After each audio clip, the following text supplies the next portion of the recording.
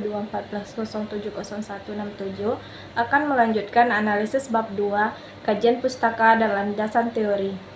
Bab 2, mengulas teori penelitian terdahulu dan kerangka berpikir untuk memberikan dasar ilmiah dan menjelaskan hubungan antar variabel dalam penelitian. Tujuan bab 2 untuk memahami teori dan penelitian terdahulu yang relevan sebagai dasar penelitian, menyusun kerangka berpikir yang menjelaskan hubungan antar variabel, serta menunjukkan kontribusi penelitian dalam literatur yang ada. Bagian isi, yang pertama, landasan teori adalah penjelasan yang mendasari penelitian, mencakup teori-teori utama yang menjelaskan variabel penelitian. Fungsinya untuk memberikan kerangka konseptual dan ilmiah, mendukung hipotesis atau pertanyaan peneliti.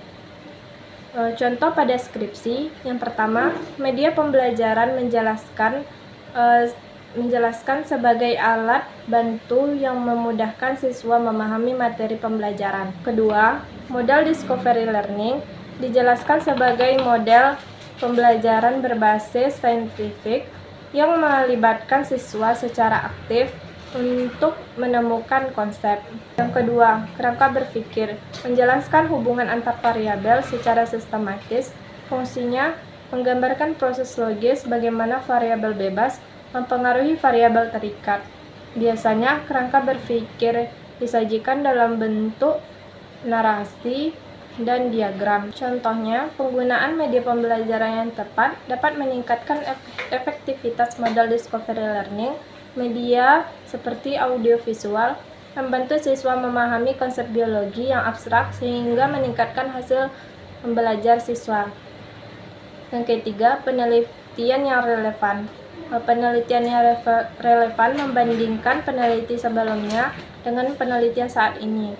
Fungsinya menunjukkan kesenjangan penelitian dan memberikan dasar untuk penelitian baru. Contohnya pada skripsi, yang pertama, Andi Arsil 2020 dengan judul Studi Literatur, Media Pembelajaran yang digunakan pada model pembelajaran discovery learning. Yang kedua, Kurnia 2021 dengan judul Studi Literatur, Media Pembelajaran yang digunakan pada model pembelajaran inquiry learning.